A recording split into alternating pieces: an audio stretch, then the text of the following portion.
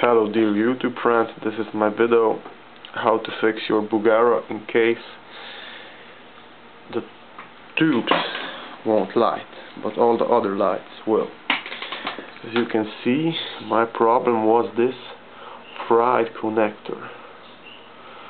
I don't know if you can see this very well, but you see, this is the problem. This connector went here and it was fried. So what did I do? I pulled the cables out and soldered them directly, if you can see that. So I soldered them directly and my amp works now. If you can see that, here I soldered them. This. But be sure that each cable goes to its correct pin. So this is it.